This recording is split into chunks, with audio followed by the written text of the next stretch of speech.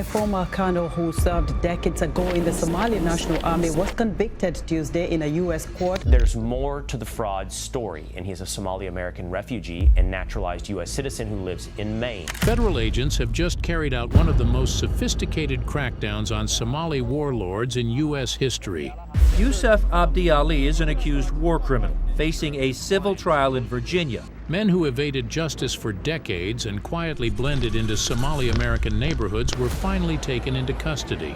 What investigators uncovered were vast criminal histories, weapons caches, and financial networks that brought them to American soil, leaving authorities stunned. Captured warlord? Newly declassified Department of Homeland Security records and FBI case files place Colonel Yusuf Abdi Ali at the center of one of the most disturbing post-Cold War accountability failures in U.S. immigration history. According to those records, Ali was not simply a former Somali military officer who fled a collapsing state. He was alleged to be a senior participant in a campaign of terror carried out during the late 1980s. Bones are all that remain of ethnic clan members slaughtered in a vicious civil war in the 1980s.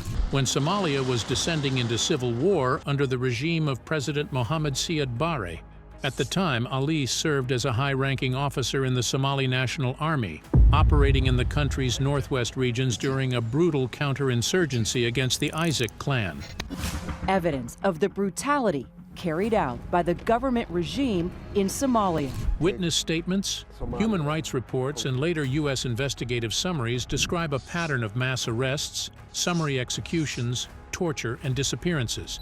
Civilians were reportedly pulled from their homes, detained without charges, beaten, and in some cases executed in public spaces, meant to instill fear.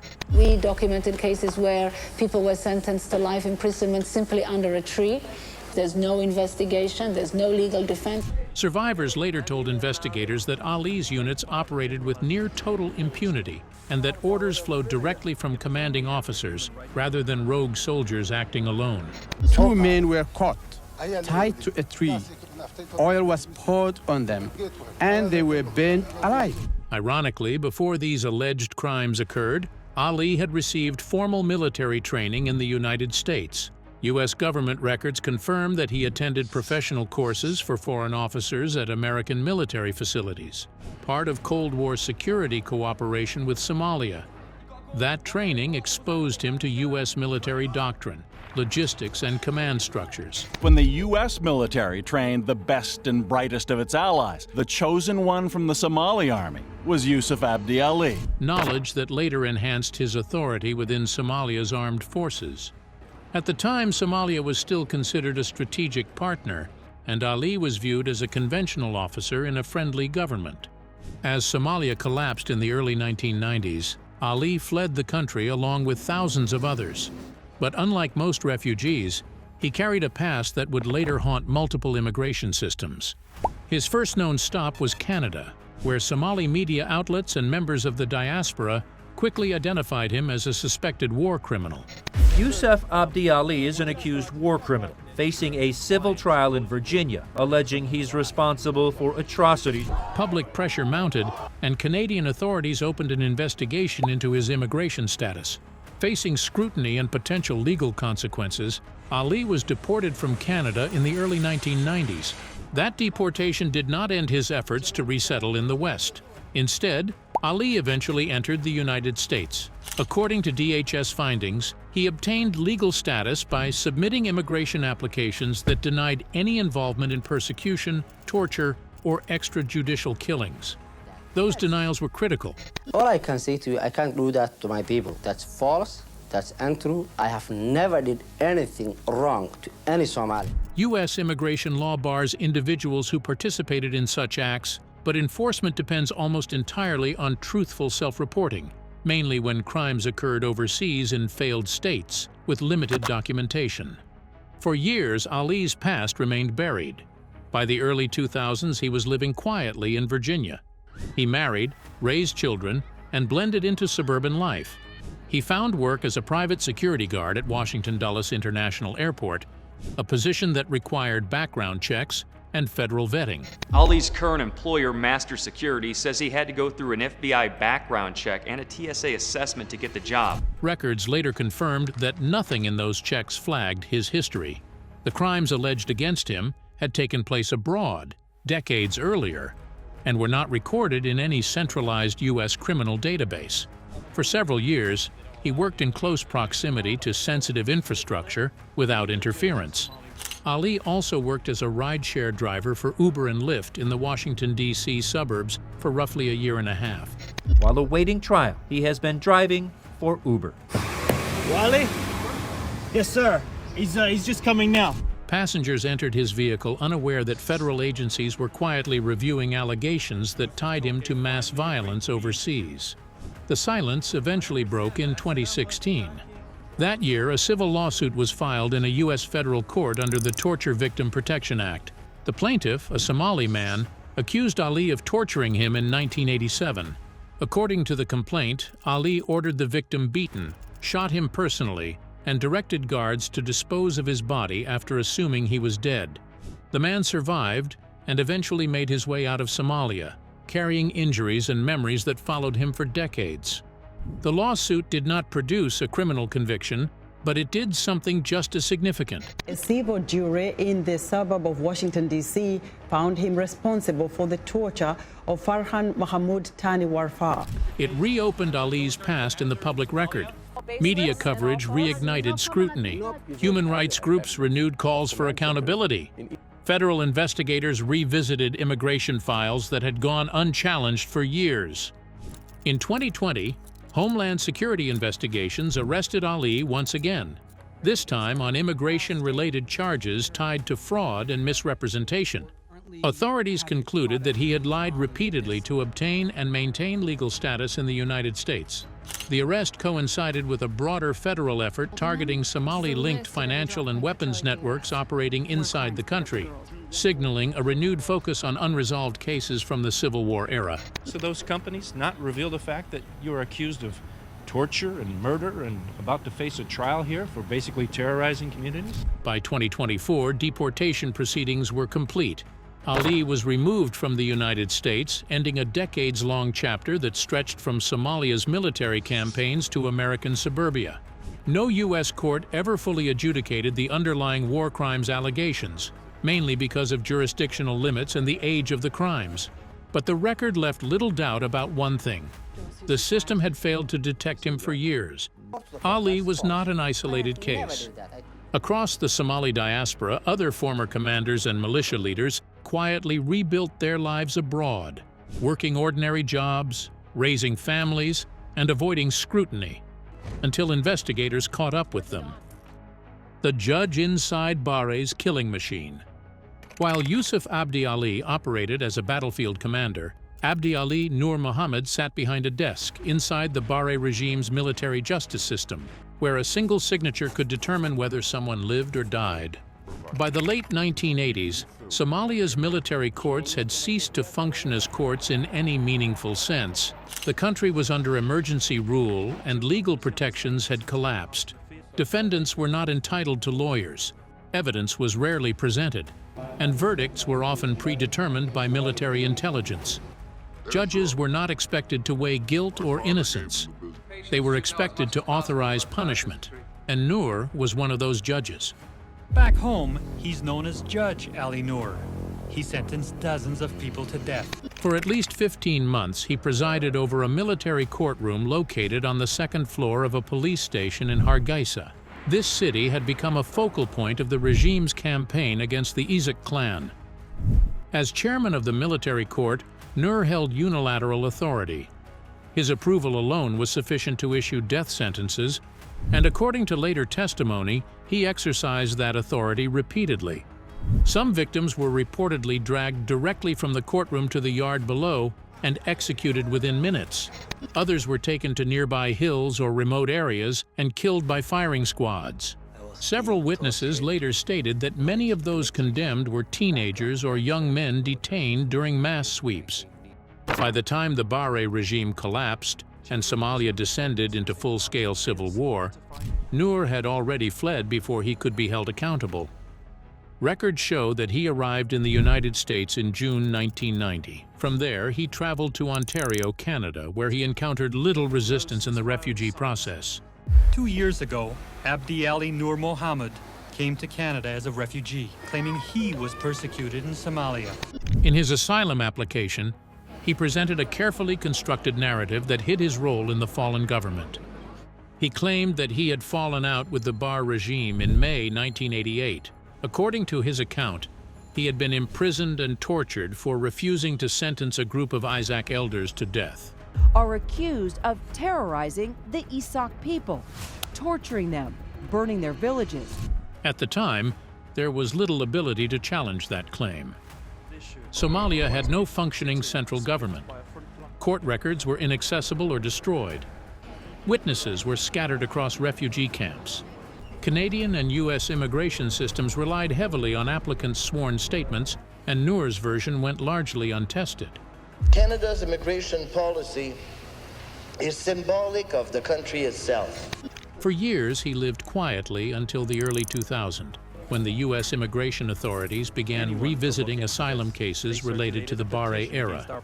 New investigative units within the Department of Homeland Security started to cross-reference old refugee applications with emerging human rights documentation and survivor testimony. And Nur's name popped up. Investigators located him in the United States and began reconstructing his past. Witness statements contradicted his asylum narrative.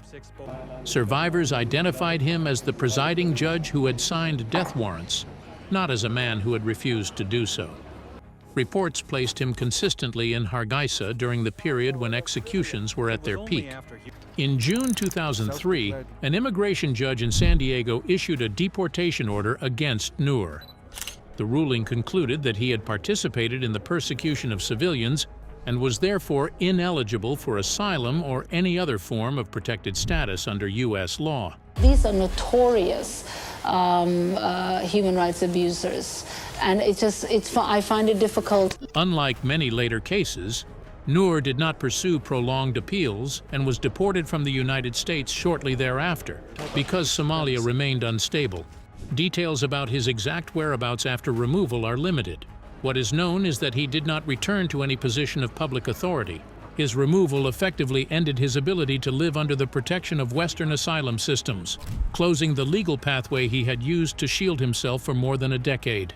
While Nur chose to disappear quietly, the next warlord went the opposite direction, fighting to the end to deny the atrocities tied to his name.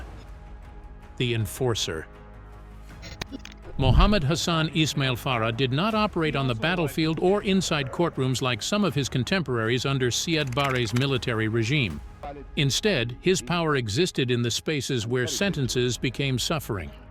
His position placed him inside detention facilities, where the Somali state's repression was carried out face-to-face, behind locked doors, and far from public view. By the late 1980s, opposition movements had grown stronger, and the Bar government responded with escalating force. Military courts and security tribunals issued rapid sentences against civilians accused of dissent, clan affiliation, or political sympathy. Once those sentences were handed down, detainees were transferred into custody, where officers like Farah took control. According to evidence later presented to immigration authorities, Farah served within Somalia's security services and was directly involved in enforcing these punishments. Survivors testified that he participated in beatings, coercive interrogations, and acts of torture against detainees who military courts had already convicted. I was being tortured like electrical shocks, beating. These were not spontaneous acts of cruelty. They were part of an organized system designed to break prisoners physically and psychologically, extract confessions, and deter resistance through fear. Witnesses described a clear chain of responsibility. Judges such as Abdi Ali Nur Mohammed approved sentences, and security officers like Farah carried them out. Farah left Somalia during its period of chaos, moving through displacement routes used by thousands of refugees. Give border officials the power to refuse entry to any senior official of a government that engaged in gross human rights violations or war crimes. Eventually, he made his way to Canada, where he applied for refugee protection and later permanent residence. In his immigration filings, Farah presented himself as a civilian fleeing conflict, and he benefited from the stability, safety, and legal protections afforded to refugees and permanent residents. Like others who had escaped accountability, he blended into daily life, far removed from the detention centers and interrogation rooms of his past. However, when the Canadian and U.S. authorities began their war criminals crackdown, Farah was finally exposed. His case moved into Canada's Immigration and Refugee Enforcement System rather than a criminal court. When the Immigration and Refugee Board examined the evidence, including witness statements and historical context, it found him inadmissible to Canada on human rights grounds. Following the decision, he was taken into immigration custody by the Canada Border Services Agency.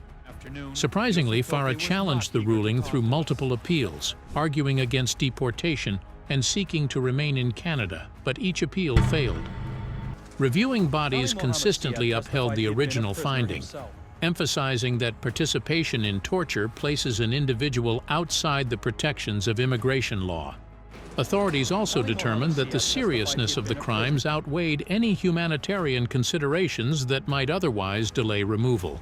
In the early 2010s, Mohammed Hassan Ismail Farah was forcibly deported to Somalia. Public information about his life after removal is limited, as Somalia has long remained unstable, and there is no indication that he returned to any official role. Amongst the way criminals tracked down by the FBI, the next person stood out the most. Mohammed Hassan Ismail Farah arrived in November 1991. He told immigration officials he was with the Somali anti-drug squad for 17 years. The Warsame operation.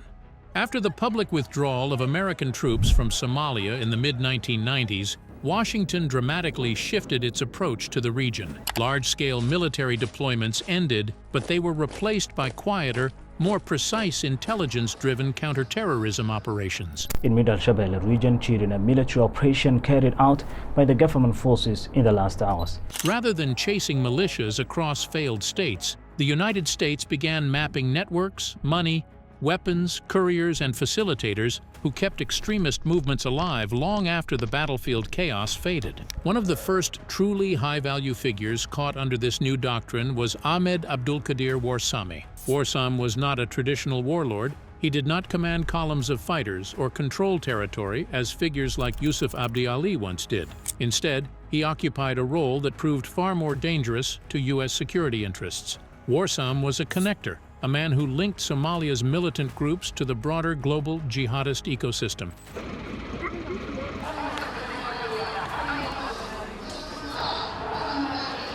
By the late 2000s, U.S. intelligence agencies had identified Warsame as a senior liaison between al-Shabaab in Somalia and al-Qaeda in the Arabian Peninsula. He coordinated weapons transfers, arranged training for fighters, facilitated funding streams, and ensured the smooth transfer of operational knowledge between East Africa and Yemen. In effect, Warsame helped transform al-Shabaab from a localized insurgency into a node within a transnational terrorist network. Officials say Sheikh Hassan Dahir Aways of al-Shabaab was captured in central Somalia. According to intelligence assessments later disclosed in court, Warsame traveled repeatedly between Somalia and Yemen. He exploited weak maritime borders, porous coastlines, and long-established smuggling routes across the Gulf of Aden. These routes were not new. They dated back decades, initially used by Somali warlords to move rifles, ammunition, and fighters during the Civil War. Under figures like Warsame, those same pathways evolved into sophisticated supply corridors capable of transporting explosives, heavy weapons, trained operatives, and large sums of cash. Investigators determined that Warsame had received military and ideological training from al-Qaeda elements in Yemen. We've been denouncing al-Qaeda and we've been against them up until now. It's just aimless. There were no al-Qaeda members here. He then helped replicate that training for al-Shabaab recruits, including instruction in explosives, small arms tactics, and operational security. For years, Warsame operated in the shadows, protected by geography and the absence of a stable Somali state. But behind the scenes, U.S. intelligence agencies were building a detailed picture of his movements. By 2011, U.S. officials believed they had enough intelligence not just to eliminate Warsame, but to do something more valuable: capture him alive.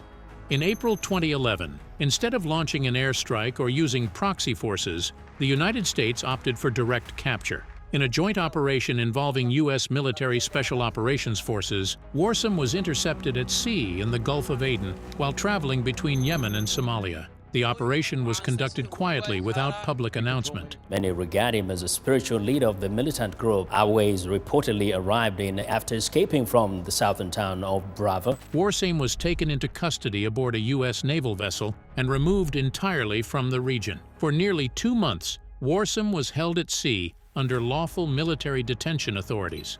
During that time, FBI agents interrogated him extensively. When Warsame was finally transported to the United States in July 2011, a debate followed. Some officials argued he should be sent to Guantanamo Bay. Others pushed for a federal court, believing a public prosecution would send a stronger message and establish a durable legal precedent. The Justice Department ultimately chose the latter. Warsame was brought to New York and charged in federal court. The indictment accused him of providing material support to designated terrorist organizations, receiving military training from al-Qaeda, and conspiring to support violent attacks. During the court proceedings, prosecutors presented detailed evidence. They described how Warsame facilitated weapons training camps, coordinated the movement of fighters between Somalia and Yemen, and acted as a communications bridge between extremist groups operating thousands of miles apart. Saudi state news reports that Yemeni government forces are advancing towards the UAE-backed STC-controlled city of Aden. Financial records, intercepted communications, and intelligence reports painted a picture of a man deeply embedded in terrorist infrastructure. Faced with overwhelming evidence, Warsame eventually pleaded guilty. He was then sentenced to decades in a U.S. federal prison where he remains today. His exact release date depends on parole eligibility and cooperation considerations, but he is expected to spend the bulk of his life behind bars.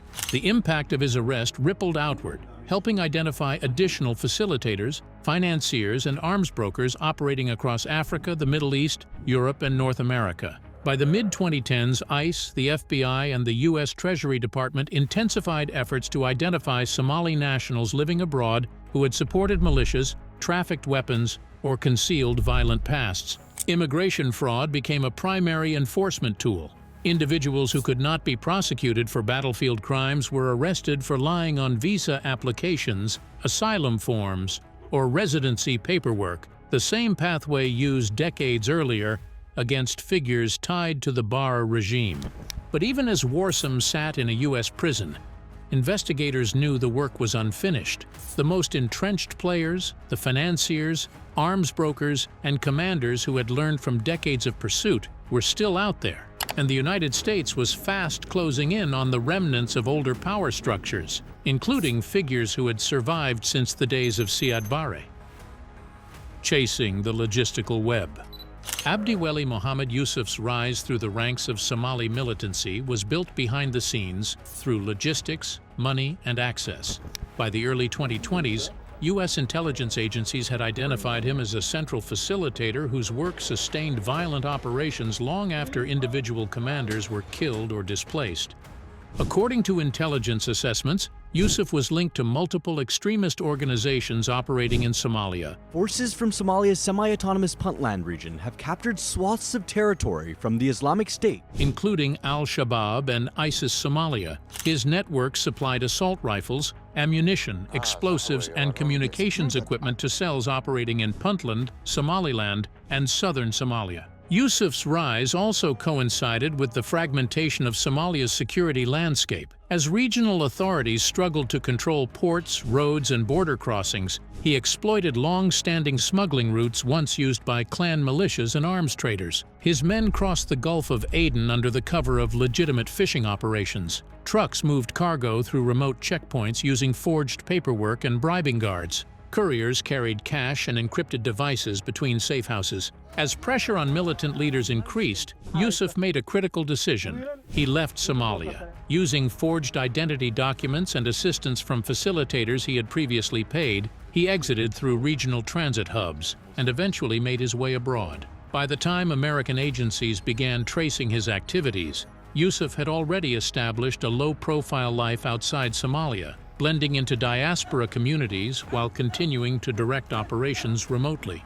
U.S. authorities first identified Yusuf as a priority target in 2021. Financial analysts noticed recurring patterns: funds moving through mobile money platforms, regional businesses, and offshore accounts that all converged on the same coordinators. Then, informants on the ground corroborated the intelligence, describing a figure who never appeared at training camps or checkpoints, but whose instructions carried weight across multiple regions. Investigators soon realized that Yusuf's reach extended far beyond East Africa. Portions of his financial network touched American soil, moving money through remittances, shell businesses, and intermediaries operating inside the United States. This discovery shifted the case from a purely overseas intelligence matter to a domestic law enforcement priority. In late 2024, the Department of Homeland Security launched a coordinated operation involving the FBI, ICE, the Treasury Department, and U.S. Africa Command.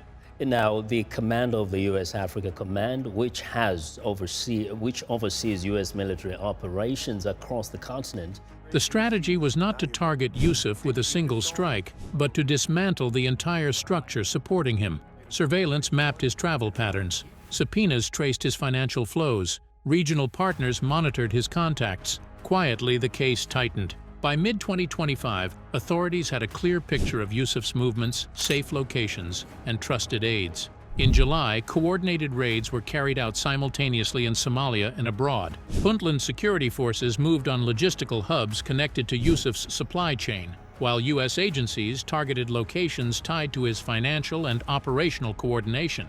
Yusuf was apprehended without public fanfare. Alongside him, 2 senior aides responsible for weapons transport and financial management were taken into custody. The seizures were extensive: large sums of cash, shipping manifests, encrypted phones, and documents detailing procurement routes, payment structures, and revenue collection methods. Analysts later described the material as a blueprint of how Somali militant networks survived years of military pressure. The financial side of the operation continued even after the arrests. The U.S. Treasury froze Yusuf's known assets and sanctioned individuals and businesses connected to his network. Communications previously thought secure were compromised, revealing evidence of extortion, forced taxation of local companies, and checkpoint collections. Following his arrest, Yusuf was transferred to the United States under federal custody and was processed through the civilian justice system. Prosecutors filed charges related to providing material support to terrorist organizations, international arms trafficking, financial crimes, and immigration fraud. In court, the prosecution outlined how Yusuf's actions enabled bombings, assassinations, and insurgent operations without him ever pulling a trigger. His defense argued distance and deniability, but the paper trail told a different story. Faced with overwhelming evidence, Yusuf ultimately entered a guilty plea. He received a lengthy federal prison term, effectively removing him from the networks he had spent years constructing. His conviction also triggered additional investigations, as every seized device and document led authorities to new names, routes, and financial channels. U.S. mass raids against Somali extremist networks. After the dismantling of Abdiweli's network, United States authorities moved decisively into a new phase of enforcement. The focus shifted from isolated prosecutions to a broader effort aimed at identifying Somali nationals who had entered the country under pretenses or who continued to support violent networks from within American communities. This campaign came into public view in early December of 2025, when Minneapolis and St. Paul became the focal point of a coordinated federal operation. ICE, the Department of Homeland Security, and regional law enforcement agencies launched targeted raids aimed at individuals with unresolved immigration status, prior criminal histories, or suspected ties to extremist activity. Over the course of the first week, at least 19 people were detained, including 8 Somali nationals. Raids were concentrated in Somali-majority neighborhoods such as Cedar Riverside, where agents conducted identification checks, executed arrest warrants, and temporarily detained individuals while verifying their legal status. Some U.S. citizens were briefly arrested and released after their documentation was confirmed. While the operation drew headlines, it was not sudden or improvised. It was the visible outcome of nearly 2 decades of investigative groundwork. Long before large-scale, multi-state enforcement actions became common, U.S. law enforcement agencies had already been building cases against individuals inside the United States who were supporting violence in Somalia through money, recruitment, logistics, and communication. That effort began in earnest in the late 2000s, particularly in Minnesota, home to the largest Somali diaspora community in the country. Federal investigators noticed a troubling pattern: young men disappearing overseas, money flowing through informal transfer systems, and community fundraising events masking more dangerous objectives. In August of 2010, years of surveillance and evidence collection culminated in the unsealing of indictments against 14 individuals accused of providing material support to al-Shabaab.